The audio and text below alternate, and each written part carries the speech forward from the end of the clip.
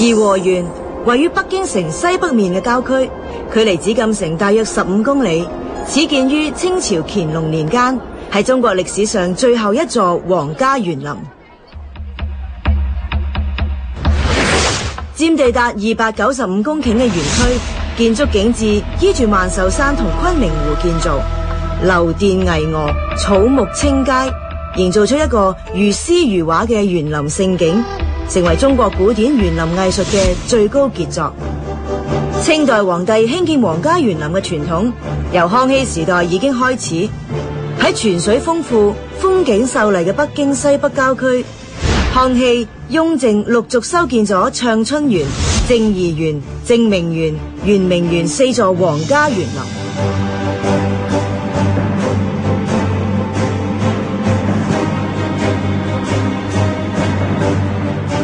繼承祖父父親愛好園林嘅特質，乾隆登上帝位之後，就將父親雍正嘅離宮圓明園大規模擴建，仲仿效雍正嘅著作《圓明園記》，寫咗一篇《圓明園後記》，讚賞圓明園係登峰造極、無與倫比之作。喺呢篇文章入邊，乾隆公告天下，由於修建圓明園花費人力物力極大，所以承諾以後都唔會再建造皇家園林，以示帝王勤儉愛民之心。以為君無戲言，喺公告停建皇家園林僅6年之後，亦即係乾隆15年，乾隆就下旨將位於北京西北郊以景色宜人著稱、珊瑚相依嘅甕山同埋西湖，分別改名為萬壽山同昆明湖，仲喺當地大興土木建樓造園。喺乾隆16年6月，呢一帶嘅建築更加被命名為清漪園，亦即係後來見證中國末代王朝由盛轉衰嘅園林頤和園嘅前身。乾隆皇帝貴為天子，應該一言九鼎至係啊！但係點解佢話過唔起園林噶啦嘛？但係6年後又推翻自己講過嘅嘢，跟住仲動用大量人力物力咁去興建頤和園嘅前身清漪園呢？我哋睇翻歷史，大清國力最鼎盛嘅時候呢，就係康熙、雍正同埋乾隆嘅前半時期，合稱為康雍乾盛世。就好似喺乾隆元年1736年嘅時候呢，佢哋嘅大清國庫嘅存銀量有3000幾萬兩咁多，咁即係話全世界當時嘅錢有1/4呢都係喺中國噶。國家咁富裕，喺一個皇家園林去顯示一下國力都無可厚非嘅。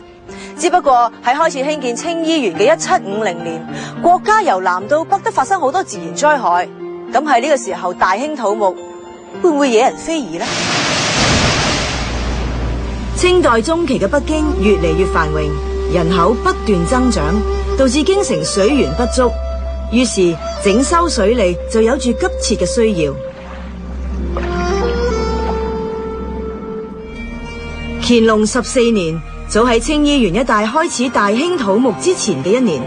乾隆就下令挖掘疏通當時仲未改名為昆明湖嘅西湖，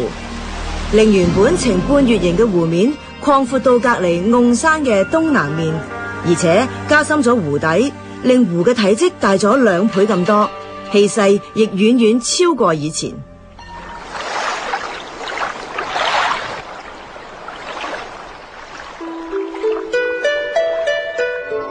今日我哋喺頤和園見到嘅東堤，原名叫西堤，係當年水利修建重要嘅一環。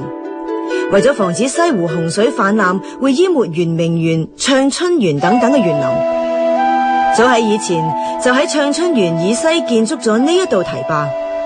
乾隆呢次整治水系嗰陣，就將呢條年久失修嘅土堤重新修建成石壩，喺加高加厚嘅堤壩上面加建3座閘門，因應情況調節儲水量。景色秀麗嘅西湖，於是就成為北京嘅第一個人工水庫，滋養大清繁盛嘅土地。